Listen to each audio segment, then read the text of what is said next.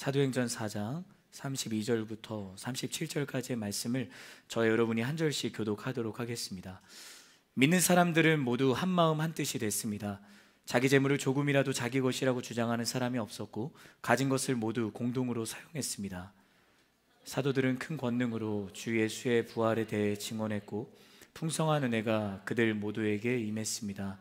그들 가운데 부족한 것이 있는 사람은 전혀 없었습니다.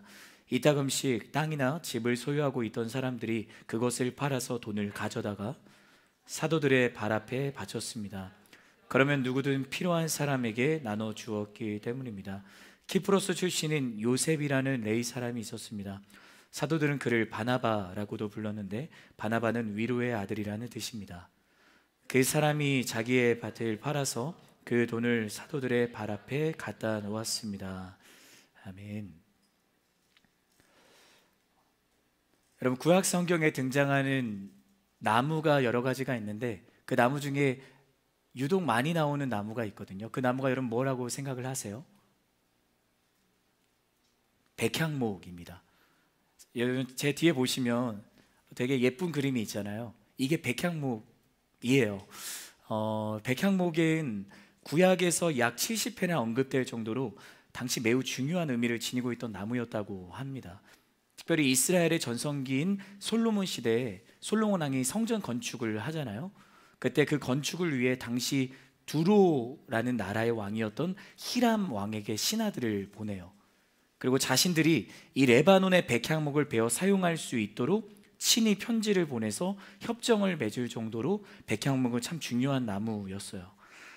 이 백향목은 레바논 산맥 가운데서도 눈높인 해발 2000m의 고지대에서 자라는 레바논 산목을 말한다고 해요. 영어로는 시더트리라고도 하고 우리나라 말이 참 정겨운 것 같은데 삼나무, 이걸 백향목이라 하더라고요. 처음 소개했던 것처럼 백향목은 레바논을 대표하는 나무입니다. 이 나무는 레바논에서 크게 4가지의 상징적인 의미를 가지고 있다고 합니다. 먼저는 위엄, 메이저스티, 두 번째 힘, 파워, 다음으로 영화, 글로리, 마지막 영원함, 이터니티. 바로 이 4가지의 상징적인 의미를 가지고 있는 이 백향목이 레바논 국기 한가운데 그려져 있어요. 또 레바논 특공대 베레모에도 새겨져 있고 레바논 항공기에도 이 백향목 나무가 그려져 있다고 합니다. 과거에는 백향목 나무가 레바논 산지에 제법 많이 있었다고 하는데 수세기에 걸친 남벌로 인해서 이제는 고지대나 제한된 지역에서만 찾아볼 수 있는 나무가 되었죠. 이 백향목은 아주 천천히 자라는 나무라고 해요. 어느 정도 묘목으로만 자라는데도 거의 40년이 걸린다고 합니다. 그리고 장엄한 나무로 자라기까지는 수백 년이 걸리는 거죠. 오늘 말씀을 시작하며 이렇게 백향목을 소개하는 이유는 이 나무가 매우 특별한 달란트를 가지고 있기 때문입니다.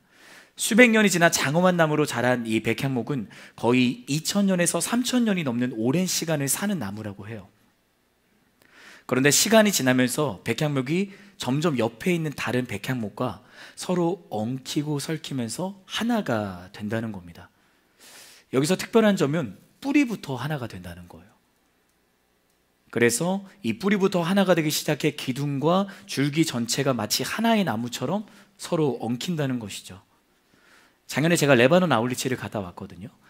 거기서 이제 모든 사역을 마친 뒤 마지막 날에 레바논 숲을 방문하게 됐는데 사실 그때만 해도 두 나무가 하나가 되는 레바논의 특징, 그 백향목의 특징을 몰랐거든요. 그래서 이 나무 참 특이하다라는 생각을 했는데 바로 백향목이 그러한 하나 되는 특징이 있더라고요. 어쩌면 이 백향목이 가지고 있는 특별함인 하나됨은 하나님께서 우리 인간에게 허락하신 특별함입니다. 우리가 우리의 형상대로 우리의 모양을 따라 사람을 만들자, 창세기 1장 26절 상반절에 나타나 있는데 하나님은 우리로 일하시는 분이세요. 다르게 표현하자면 하나님은 하나 되어 일하시는 분이십니다. 우리는 하나님의 형상대로 지어진 매우 특별한 존재입니다. 하나님의 성품과 인격을 비롯한 그분을 그대로 담도록 창조하신 존재가 바로 우리 인간이라는 거예요. 저는 이 하나님의 형상이 바로 우리 하나됨이라고 생각합니다. 여러분, 그리스도인은 누구일까요? 예수 그리스도 안에서 성령을 통해 하나님의 형상, 그 오리지널 디자인을 회복한 새로운 피조물로 살아가게 된 자, 그 자가 바로 그리스도인입니다. 그러니 이 우리 하나됨이라는 이 회복, 이 하나님의 형상을 회복한 새로운 피조물로 살아가는 자가 우리라는 거죠. 그렇기 때문에 이 하나됨이라는 이 단어는 교회라는 믿음의 커뮤니티 안에서는 예사 단어가 아닌 것이죠. 이 시간 서로를 향해서 이렇게 말해주면 좋을 것 같습니다. 우리는 특별한 존재야. 우리 이렇게 한번 말해줄까요? 네, 여러분 서로를 향해서 다시 한번 더 우리 따뜻하게, 우리는 특별한 존재야. 네, 한 번 더 말해줍시다. 너와 함께해서 특별한 거야. 아멘. 네, 우리는 지난주 본문인 4장 23절부터 31절의 말씀을 통해서 성령이 어떻게 일하시는가를 볼 수 있었습니다. 여러분, 성령은 들불과 같이 일하시는 분이세요. 들에 불이 붙기 시작하면 삽시간에 그 모든 들이 다 태워지는 것처럼 성령은 우리 가운데 그렇게 임하시는 것이죠. 들불과 같은 성령이 베드로와 요한을 가득 덮어버리자 그들은 이전과는 전혀 다른 사람이 되어버렸습니다. 지난주에 제가 말씀을 드린 것처럼 마치 머리에 무언가 크게 한 대 맞았거나 정말 눈에 뵈는 것이 없는 사람처럼 담대한 자들로 그들이 바뀌어 버린 거예요. 첫 번째, 그들은 힘없고 소외된 이들에게 다가가는 것에 담대했습니다. 40년이라는 긴 세월을 한 번도 일어나거나 걸어본 적이 없이 그저 주저앉아 구걸하며 살았던, 기구한 인생을 살았던 한 사람, 그가 성전 미문 앞에서 구걸하는 동안 분명 많은 사람들이 그를 보았을 겁니다. 물론 그의 손바닥에 돈도 주었을 것이고 음식도 주었을지는 모르겠어요. 옷을 준 사람들도 있었을 겁니다. 그러나 그 누구도 그 안진뱅이에게 복음을 전하지는 않았어요. 나사렛 예수의 이름으로 그가 낫기를 기도하며 복음을 통해 기적을 행하시는 하나님의 능력이 얼마나 위대한지 전하는 이들은 찾아볼 수 없었습니다. 분명 제자들 외에도 예수님을 믿고 따르는 이들이 있었을 겁니다. 그들은 성전을 방문했을 거예요. 그리고 구걸하던 그와 마주쳤을 겁니다. 하지만 예수의 이름으로 일어나 걸으시오 라고 외치는 자는 없었던 거죠. 그러나 베드로, 요한은 그에게 다가가서 복음을 담대하게 전해요.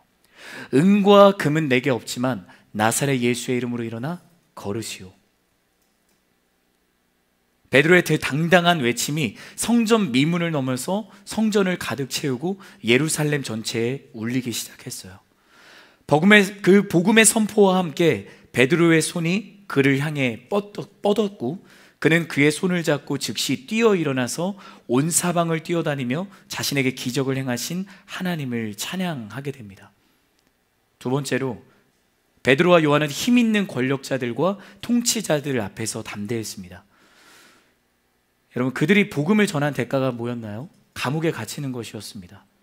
그들이 복음을 담대하게 전하고 받은 보상은 절대로 예수를 전하지 말라는 협박과 신문뿐이었습니다. 두려워하기에 충분한 상황이었어요. 앞으로 다시는 예수를 전하지 않겠다고 두 손 들고 타협할 수밖에 없는 상황이었습니다. 하지만 그들은 두려워하지도 않았고요, 타협하지도 않았습니다. 오히려 그들은 하나님의 말씀보다 당신들 앞에 순종하는 것이 하나님 보시기에 옳은가 스스로 판단해 보세요.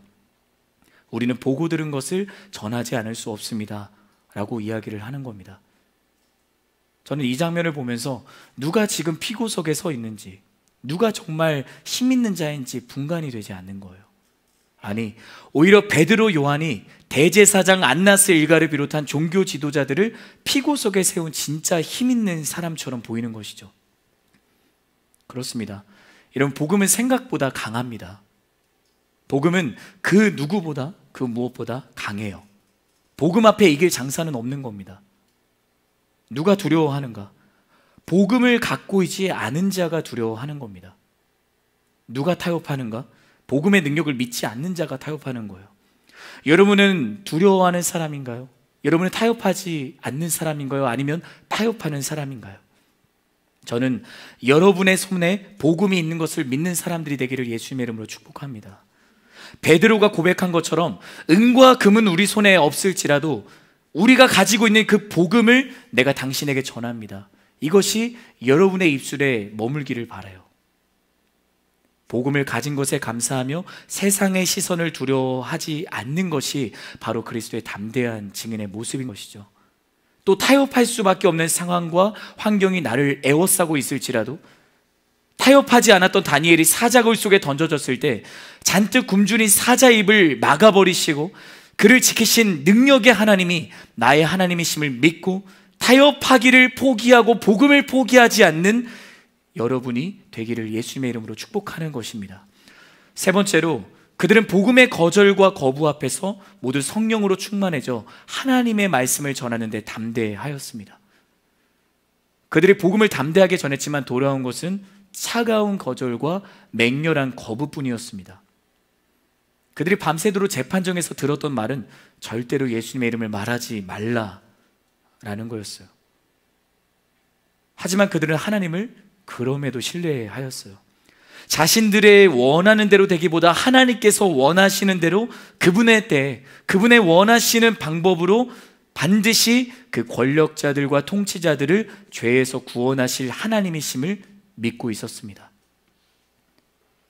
베드로와 요한은 그저 복음을 전하는 것에 감사했어요. 그러니 그들이 풀려나자마자 자기 동료들에게 달려가서 대제사장들과 장로들이 한 말을 꾸미지도 않고 가감이 없이 그대로 전했던 겁니다. 사람의 시선으로는 오히려 그들이 실망하고 좌절할 수밖에 없는 게 당연한 거였어요. 이제 짐을 싸고 우리 이제 도망가자. 우리가 복음을 전하더라도 그들은 차갑게 우리를 거부하고 거절하더라. 그러니 이제 우리는 더 이상 복음의 능력을 경험할 수 없다. 이제 도망가자 라고 하는 게 맞았습니다.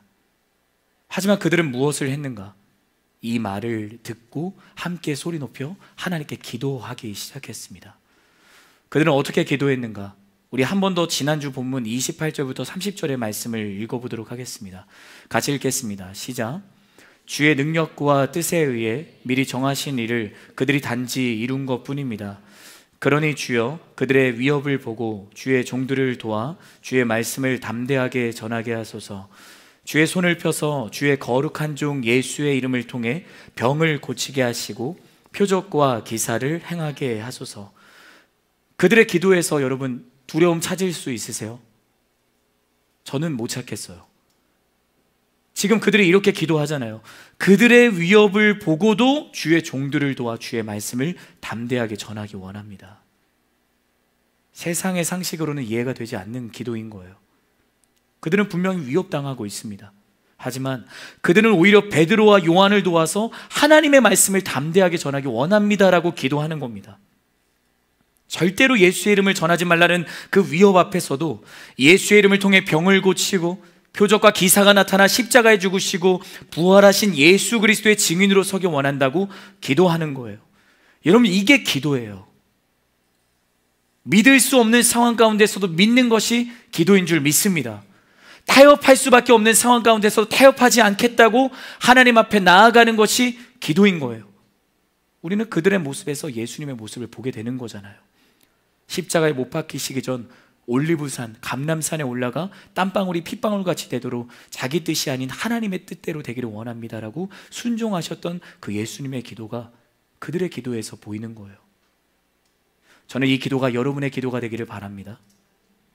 내가 어떤 상황에 놓여있든, 어떤 거대한 산과 같은 문제와 어려움에 부딪힌다고 해도, 어떤 실패와 상처가 나를 거세게 짓누른다고 해도 이 예배의 자리에서 함께 모여서 소리 높여 하나님께 기도하는 기적의 공동체가 우리 CH 플러스 공동체 되기를 예수님의 이름으로 축복합니다.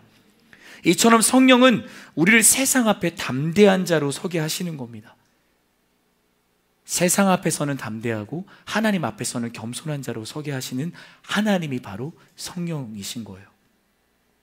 성령에 충만한 사람들이 모여 함께 기도할 때 무슨 일이 일어나기 시작했는가?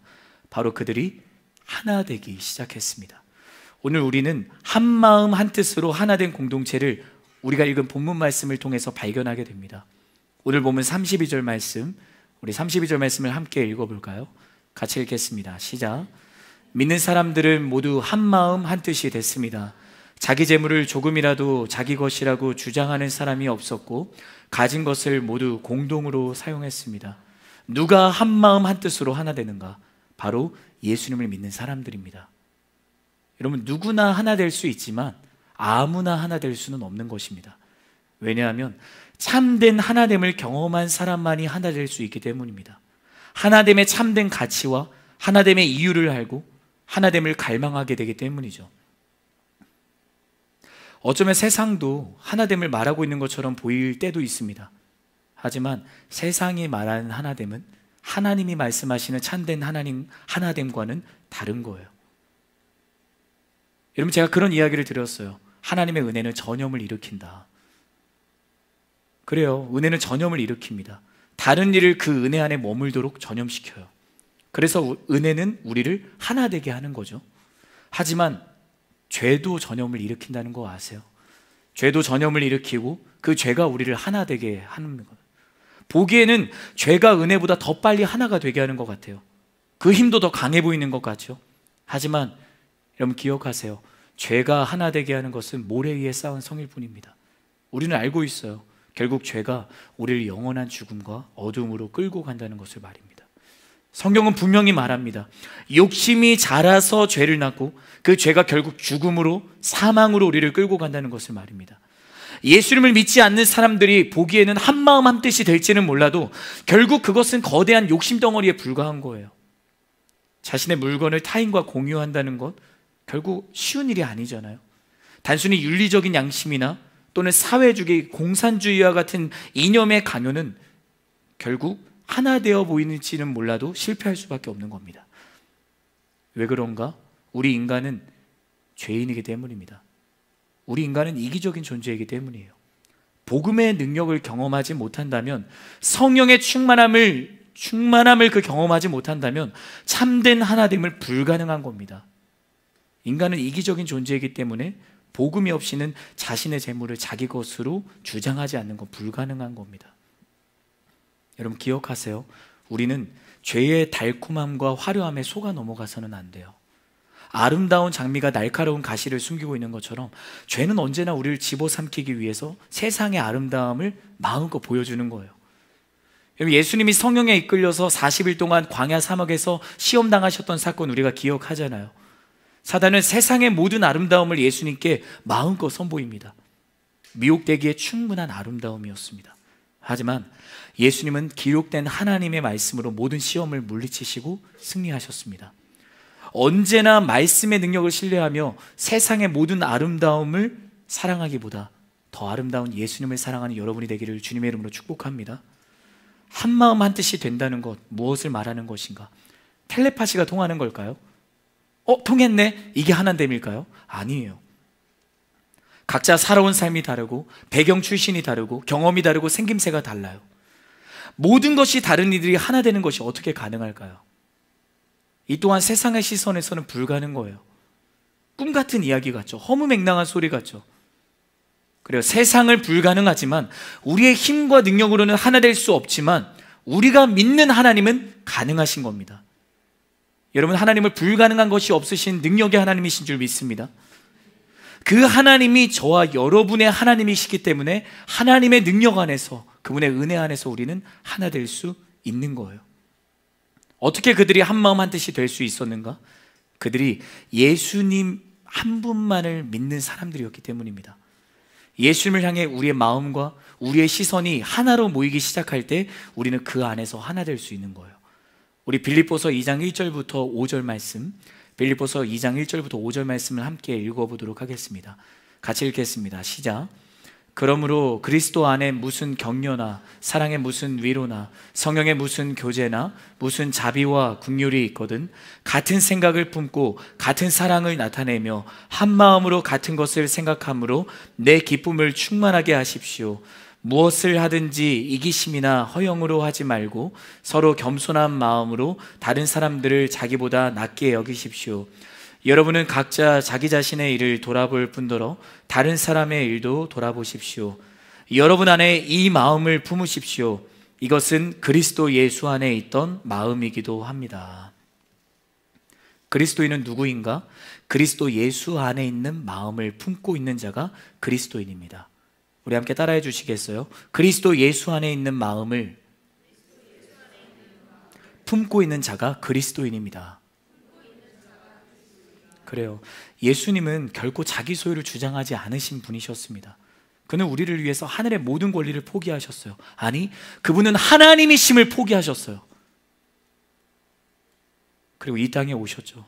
우리를 선택하기 위해서 그렇게 하신 거예요. 우리를 사랑하셨기 때문에 그분이 그렇게 하신 거예요. 그렇게 예수님은 우리를 십자가의 대속으로 구원하셨어요. 여러분, 대속이 뭘까요? 또 구속이 뭘까요? 그가 우리를 살리시기 위해서 자신의 죄의 대가, 그 값을 치르시고 우리를 죄의 노예에서 사셨다는 거예요. 날 위해 자기 목숨을 버리신 예수님, 그분은 사랑받을 자격 없는 우리를 사랑해 주셨어요. 그분이 우리를 사랑하셨기 때문에 자기 소유를 주장하지 않으신 겁니다. 이 시간 여러분을 축복합니다. 저는 여러분이 나를 위해 자기 자신을 포기하신 예수님을 여러분의 주님으로 믿고 살아가기를 주님의 이름으로 축복합니다. 우리는 나를 위해 자기 자신을 버리신 예수님의 사랑을 경험한 사람들이에요. 그런 우리가 누구를 미워한다면, 누구를 용서하지 못한다면 지금 나의 시선과 나의 마음이 무엇을 향하고 있는가 점검해야 되는 거예요. 내가 믿고 있는 분이 예수님이라면 내가 미움과 판단과 정죄를 할 수 있을까요? 그러지 못할 겁니다. 여러분, 내가 믿고 있는 분이 누구인지를 기억하세요. 내가 신뢰하고 있는 분이 누구인지를 기억하세요. 그분이 나에게 보여주신 사랑을 기억하며 그분이 보여주신 사랑으로 나도 그대로 사랑하는 것, 그것이 예수님 만나고 변화된 사람의 모습인 겁니다. 그래요, 억지로 사랑하는 거 불가능합니다. 사랑하는 척은 할 수 있을지 몰라도 그건 결국 들통이 나고 나를 더 깊은 죄의 늪에 빠져들게 만들 지름길일 뿐이에요. 누구를 미워하고 있는가? 그 미움을 포기하길 바랍니다. 누구를 판단하고 정죄하고 있는가? 하나님이 내가 판단하고 정죄한 그대로 판단하고 정죄하실 거예요. 여러분, 사랑의 자리로 돌아오는 여러분이 되기를 바랍니다. 예수님은 우리에게 미움을 가르치신 적이 없어요. 판단하고 정죄하신 적도 없어요. 여러분, 마태복음 18장을 보면 10,000달란트 빚진 종이 자기 주인에게 모든 빚을 다 탕감받거든요. 아무것도 아닌 것으로 이제 주인이 쳐줬어요. 그래서 그 종은 이제 나가서 무엇을 하냐면 자기 동료가 100데나리온이라는 그 빚을 진 것을 알고 그 동료 한 사람을 어떻게 하냐면 그가 조금만 기다려주세요 라고 이야기하는데 그걸 참지 못하고 감옥에 가둬버려요. 그걸 알고 주인이 어떻게 하냐면 내가 10,000달란트의 그 빚을 너에게 탕감해줬는데 너는 그 100데나리온의 빚을 기다리지 못하고 너의 동료를 사랑하지 못하고 감옥에 가두는가 하고 그를 감옥에 가두어 버립니다. 종이 이렇게 이야기를 하거든요. 마태복음 18장 32절에서 35절 말씀, 제가 34절까지 읽고 여러분 같이 35절을 읽어볼게요. 그러자 주인은 그 종을 불러서 말했다. 이 악한 종아, 내가 나에게 애원하기에 내가 내 빚을 모두 없애주었다. 내가 너를 불쌍히 여긴 것처럼 너도 내 동료를 불쌍히 여겼어야 하지 않았느냐? 그 주인은 화가 나서 그 종을 감옥 관리들에게 넘겨주며 빚진 것을 다 갚을 때까지 감옥에 가뒀다. 35절 함께 읽겠습니다. 시작. 만일 너희가 진심으로 자기 형제를 용서하지 않는다면 하늘에 계신 내 아버지께서도 너희에게 이와 같이 행하실 것이다. 저는 이 말씀을 여러분의 말씀으로 믿기를 주님의 이름으로 축복합니다. 여러분이 이 종과 같이 되기를 않기를 바라요. 우리가 받은 구원은 값없이 받은 은혜이고 선물이에요. 그러니 우리가 우리 소유를 주장할 수 있는 것은 아무것도 없는 것입니다. 아니, 이제 우리는 더 이상 다른 것을 소유할 필요가 없어졌어요. 왜요?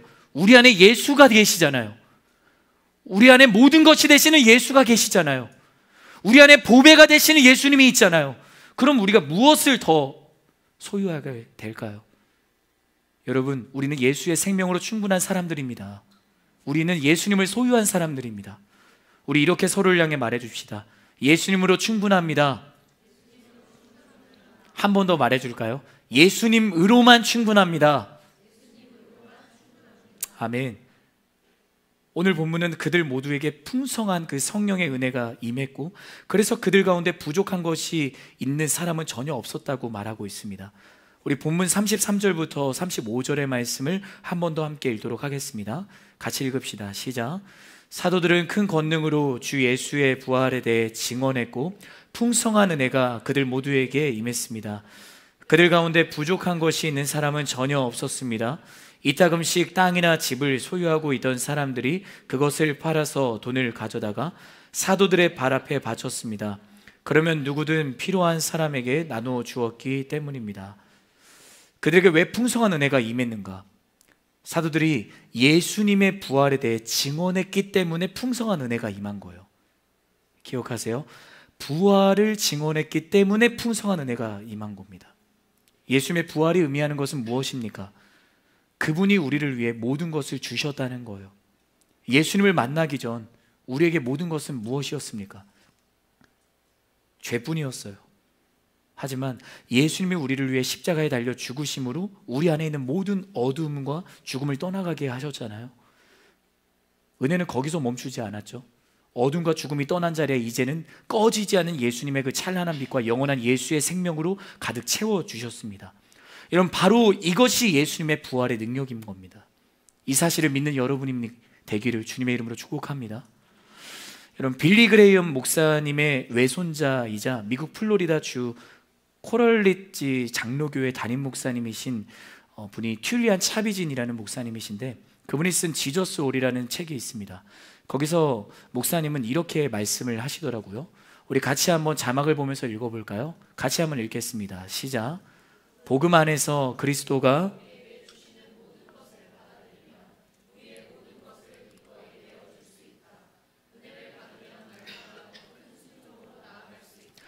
우리가 주님을 사랑하는 것은 그분이 먼저 우리를 사랑해 주셨기 때문이다. 그분이 큰 것을 버리셨기 때문에 우리는 작은 것을 얼마든지 버릴 수 있다. 오직 복음 안에서만 과감히 자신을 내어줄 수 있다. 여러분, 예수님 때문에 얼마든지 버릴 수 있는 믿음이 여러분의 믿음이 되기를 주님의 이름으로 축복합니다. 차비진 목사님은 한 가지 믿음의 공식을 독자들에게 이야기를 해주세요. Jesus plus nothing은 everything. 이 믿음의 공식이 여러분의 삶에서 그대로 적용되었으면 좋겠어요.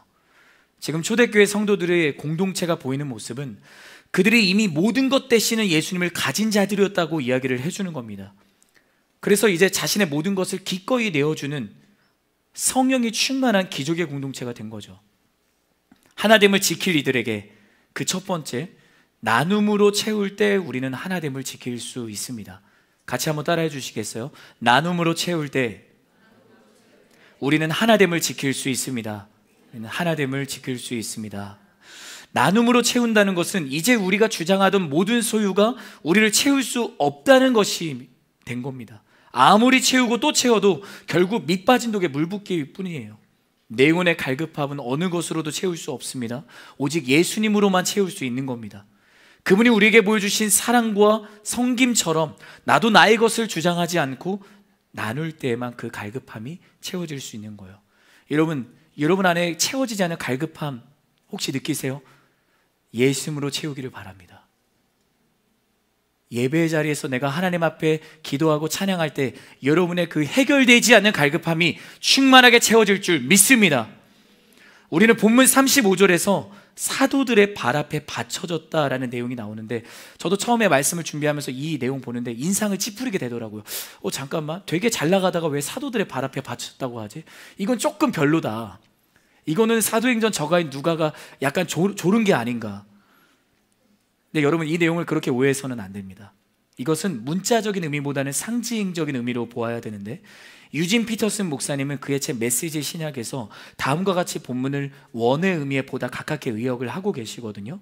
우리 메시지 신약으로 의역한 본문 같이 한번 더 읽어보도록 하겠습니다. 같이 읽을게요. 시작. 밭이나 집 있는 사람들은 그것을 팔아서 그 판 돈을 사도들에게 가져와 헌금했다. 사도들은 각 사람의 필요에 따라 그 돈을 나누어 주었다. 방금 읽은 것처럼 본문에서 강조하는 바는 그들이 자신들의 소유를 판 돈을 놓은 위치가 어디였느냐를 말하는 게 아니라 돈을 관리하고 사용될 곳을 결정하는 권한이 누구에게 있었고 또 무엇을 위해 그들이 자기 소유를 팔았는가에 있는 거예요. 본문은 초대교회 당시 믿는 사람들 가운데 도움의 손길이 필요한 이들을 위해 그들이 기꺼이 자기 소유를 포기할 줄 아는 참된 섬김이 이루어지고 있었다는 것을 우리에게 보여주는 겁니다. 섬김이란 무엇인가? 섬김은 내가 받은 은혜와 사랑을 낮은 곳으로 흘려보내는 겁니다. 여기서 중요한 건 내가 받은 은혜와 사랑이라는 거예요. 여러분, 섬김은 내 것을 흘려보내는 게 아닙니다. 여러분 기억하세요. 여러분의 건 없어요. 미안하지만 여러분의 것은 하나도 없어요. 모두 하나님의 것입니다. 내 삶과 내 모든 소유가 아니라 하나님이 허락하신 삶이고 하나님의 소유인 거예요. 제가 정말 좋아하는 찬양 중에 주 이름 찬양이 있거든요. 거기서 이제 브릿지 부분을 보면 주님은 주시며 주님은 찾으시네, 이 찬양이 가사가 있잖아요. 근데 저는 이 가사를 깊이 묵상하지 않을 때는 이 가사가 이제 영어를 이제 번안한 곡이니까 You're my Lord인 줄 알았어요. 주님은 주시며. 보통 그렇게 우리가 생각을 하잖아요. 그런데 그 영어 그 원문을 찾아보니까 You give and take away더라고요. 이게 욥의 이야기를 가사로 쓴 거거든요. 욥은 자신의 모든 것을 잃어버린 사람이었습니다. 그는 자신의 사랑하는 자녀들과 모든 소유를 한순간에 잃어버렸어요. 그때 욥이 무엇을 한지 아세요? 그가 하나님을 원망했을까요? 하나님을 저주했을까요? 우리 욥기서 1장 21절의 말씀을 개역개정역으로 함께 한번 읽어볼까요? 같이 읽겠습니다. 시작. 이르되 내가 모태에서 알몸으로 나왔사온즉 또한 알몸이 그리로 돌아가올지라. 주시니도 여호와시요 거두시니도 여호와시오니 여호와 이름이 찬송을 받을지니이다 하고. 그래요. 그리스도인은 모든 것이 하나님의 것임을, 하나님의 은혜임을 기억하며 고백하는 자예요. 단 하나도 은혜가 아닌 것이 없는 겁니다. 하나님께서 내게 모든 것을 주셨으니 그분이 원하신다면 다시 가져가실 수도 있는 거예요. 여러분, 이것이 여러분의 믿음이 되기를 바랍니다. 우리가 어떻게 세상 앞에서 담대할 수 있는가? 우리가 어떻게 세상에 거룩한 충격을 주는 그리스도의 담대한 증인으로 설 수 있는가? 모든 것이 하나님의 것임을 인정할 때 가능한 겁니다. 내 삶이 하나님으로부터 시작되었음을 알고 이제 무엇을 말하든 무엇을 하든 나를 자랑하지 않고 오직 하나님께 모든 감사와 영광을 올려드리는 것, 그것이 그리스도의 담대한 증인의 시작인 거예요. 우리가 지난주 목요일 금요일 무박일로 For Our Nation 함께 나라와 민족 한국교회를 위해서 기도했잖아요.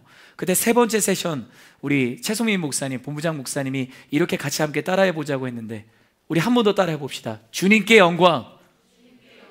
우리 손도 같이 주님께 영광. 그래요. 저는 여러분이 혹 칭찬을 받을 때 주님께 영광 하는 여러분이 되기를 바랍니다. 저는 여러분이 나의 것을 주장하고 나를 지키고 채우려는 테이커의 삶이 아니라 하나님께 받은 모든 것을 나의 것으로 주장하지 않고 흘려보내는 기버의 인생을 살아가기를 예수님의 이름으로 축복합니다. 흘려보낼 때 은혜는 더 커지기 마련인 거예요. 그것이 은혜의 선순환의 원리입니다. 물이 고이면 썩을 뿐입니다. 하나님께서 내게 주신 만나와 같은 은혜를 나만 누리려고 한다면 결국 그 은혜는 더 이상 은혜일 수가 없는 거죠. 은혜를 받는다는 건 일시적으로 가슴이 뭉클해지는 것도 아니고요, 잠시 눈시울을 붉히면서 뜨거워지는 감정의 변화를 의미하는 게 아닙니다.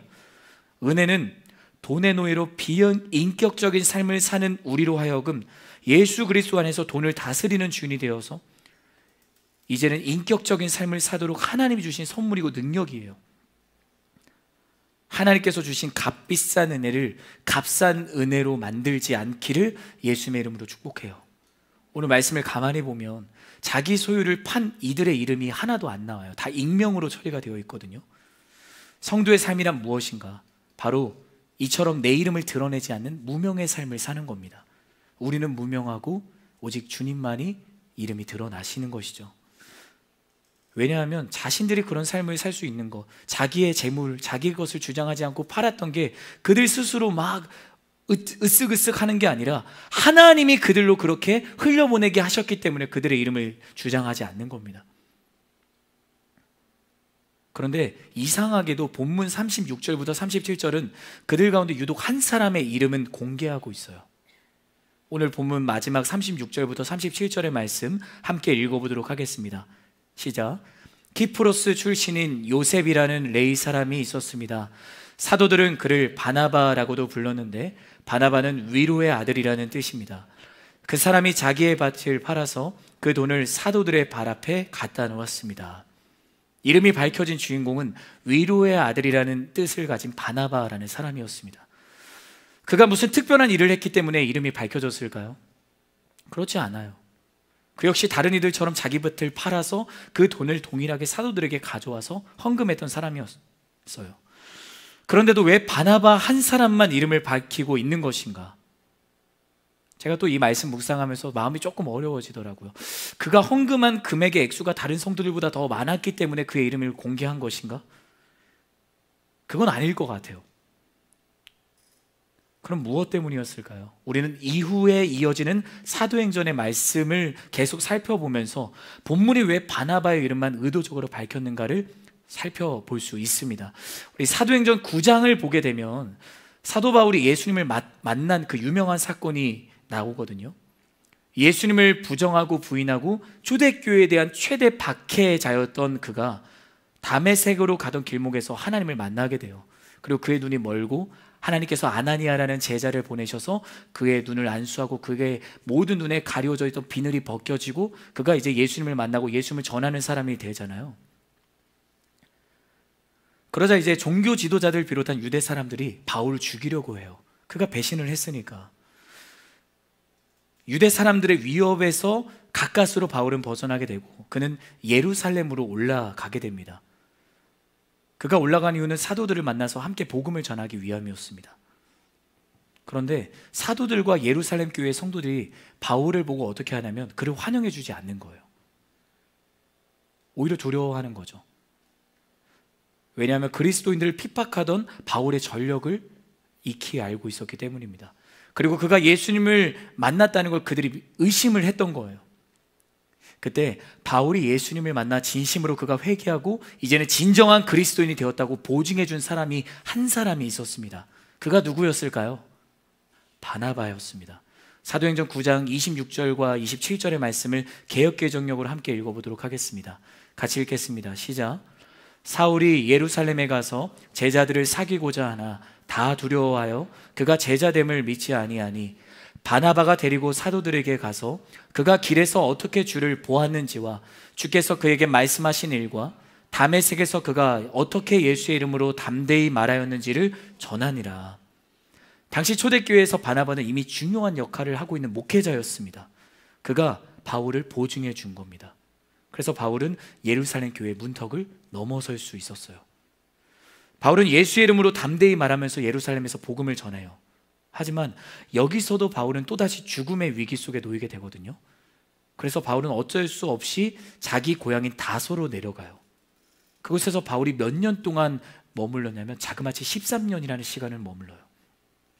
그래서 사도행전 9장 30절 이후부터 10장을 넘어서 11장 중반까지 바울의 이름이 싹 사라져요. 어떻게 보면 이제 바울은 더 이상 복음을 전할 수 없다는 실패와 상처 속에서 다시 일어날 수 없을 것만 같아요. 그러나 바울의 인생은 그렇게 실패로 끝나지 않았습니다. 그를 다시 복음을 전하는 믿음의 동력자로 콜링하기 위해서 그가 있던 다소로 간 한 사람이 또 등장을 합니다. 여러분 누굴까요? 바나바예요. 당시 바나바는 안디옥 교회의 담임 목사님이셨어요. 그는 사울을 찾으러 다소로 가서 그를 만나 자신이 있던 안디옥 교회로 데리고 옵니다. 그리고 둘은 교회에서 1년간 사람들을 제자로 세우면서 복음을 가르칩니다. 그리고 이제 그가 세계 선교의 첫 발을 내딛도록 안디옥 교회에서 파송을 받게 돼요. 그리고 바나바와 함께 세계 선교를 시작을 하는 것이죠. 저는 이 장면 보면서 소름이 돋더라고요. 여러분, 사도행전의 저자인 누가가 왜 갑자기 바나바의 이름을 기록을 했을까요? 이것이 바로 바울이 경험한 복음의 능력이었기 때문이에요. 바울이 경험한 위로를 우리에게 소개해 주고 있는 겁니다. 유독 바나바의 이름만 공개되어 있는 이유를 이제 우리는 확연하게 깨달을 수 있는 것이죠. 바울이 예수님을 믿기도 전에, 도리어 예수님을 부정하며 대적하기도 전에, 그때 이미 하나님은 바울을 위해서 바울을 위로하시고 바울을 믿음의 동력자로 함께하게 하시고 바울을 두려워하던 그 예루살렘 교회 사람들에게 아니야, 바울은 예수님을 만났어라고 그를 보증해주는 바나바를 이미 준비하셨다는 거예요. 사랑하는 여러분, 여러분 옆에 있는 지체가 여러분에게 바나바가 되기를 주님의 이름으로 축복합니다. 여러분 옆에, 아니 여러분 자신이 바나바가 되기를 축복해요. 하나님이 준비하신 은혜입니다. 그가 위로의 아들로 소개되고 있는 이유는 하나님께서 바울을 사랑하셔서 그를 만나주시고 그의 실패와 상처를 바꾸시고 그로 선교하게 하시고 그리고 예수님을 전하는 그리스도의 담대한 증인으로 살아가게 하시려고 바나바라는 하나님의 은혜를 준비하신 거예요. 여러분, 오늘도 복음은 우리를 전율하게 하는 겁니다. 여러분, 하나님 얼마나 위대하세요. 하나님의 뜻은 언제나 우리가 생각한 것보다 더 커요. 여러분이 생각하는 하나님보다 언제나 하나님은 더 크신 분이신 줄 믿습니다. 여러분이 생각하는 뜻보다 하나님 뜻은 언제나 더 깊고 넓은 거예요. 언제나 복음의 능력은 엄청난 거예요. 당신이 상상할 수조차 없을 정도로 하나님의 은혜는 언제나 더 크고 위대합니다. 하나님을 지킬 이들에게 그 두 번째, 위로의 은혜로 세우시는 하나님을 신뢰할 때 우리는 하나됨을 지킬 수 있습니다. 같이 한번 따라해 주시겠어요? 위로의 은혜로 세우시는 하나님을 신뢰할 때 우리는 하나됨을 지킬 수 있습니다. 우리는 하나됨을 지킬 수 있습니다. 결론입니다. 여러분, 성령을 만난 이들 가운데 펼쳐지는 하나님의 역사는 계속 멈추지 않아요. 여러분, 하나님의 역사는 멈추지 않습니다. 멈추시지 않아요. 왜? 하나님 살아계시기 때문이죠. 여러분, 복음의 능력은 지금도 오늘 이 자리에서도 우리를 전율하게 합니다. 복음의 능력으로 시작된 초대교회는 오늘도 교회로 살아가는 우리를 향해, 또 세상을 향해 홀리 임팩트, 거룩한 충격을 주며 세상을 진동하게 하는 기적의 능력을 가지고 있는 줄 믿습니다. 저는 우리 CH 플러스 공동체가 그러한 하나님의 기적을 경험하는 기적의 공동체가 되기를 바랍니다.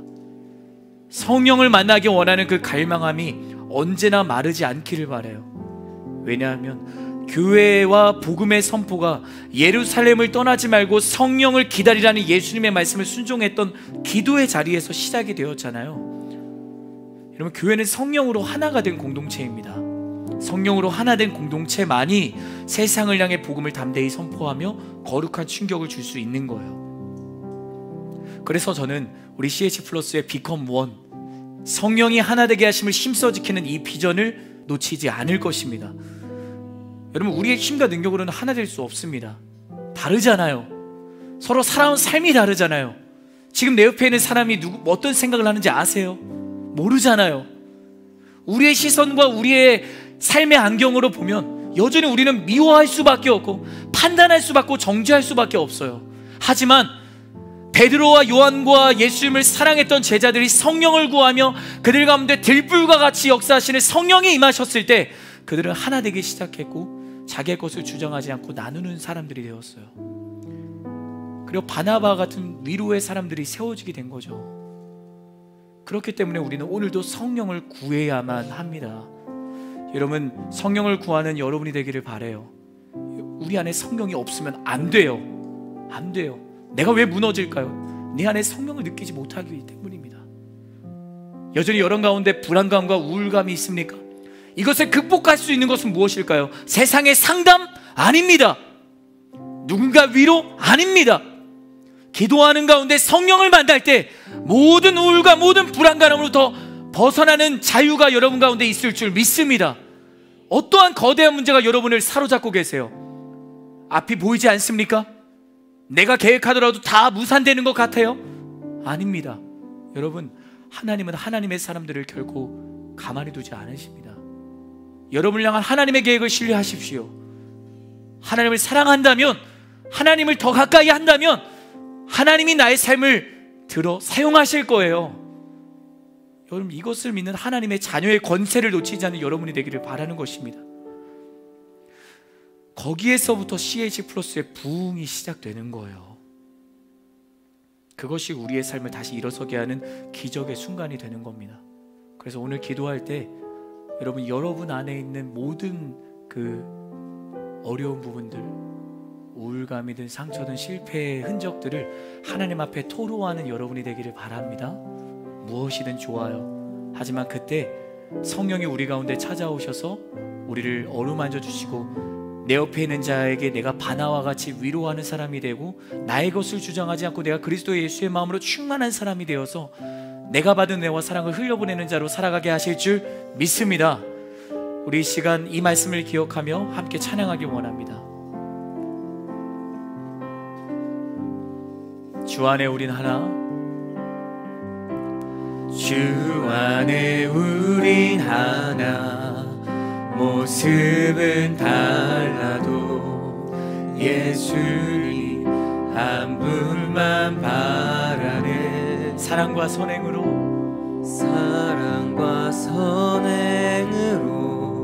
서로를 격려해 따스함으로 보듬어 가리. 주님 우리 안에 함께 하시니 형제자매의 기쁨과 슬픔 느끼네. 내 안에 있는 주님 모습 보네. 그는 기뻐하시네.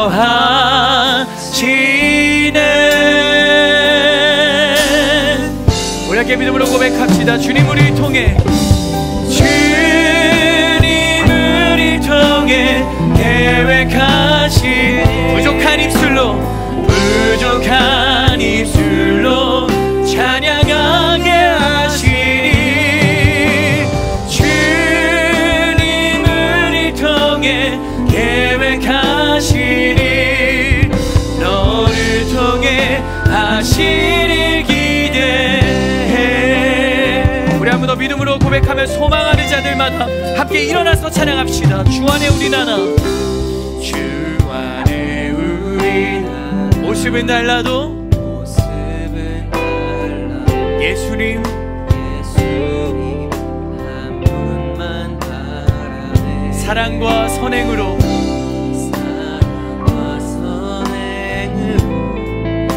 서로를 격려. 우리는 하나입니다. 따스함으로 보듬어 가리. 주님 우리 안에 함께 하시니 형제자매 기쁨과 슬픔 느끼네. 내 안에 있는 주님 모습 보네. 그분 기뻐하시네. 우리 두 손을 높이 들고 고백합시다. 주님 우리를 통해, 주님 우리를 통해 계획하신 부족한 입술로 찬양하게 하시니. 주님 우리를 통해 계획하신 너를 통해 하시니. 우리 한 번 더 믿음으로 고백합시다. 주님 우리를 통해, 주님 우리를 통해 계획하시니 부족한 입술로 찬양하게 하시니. 주님 우리를 통해 계획하시니 너를 통해 하시니 기대해.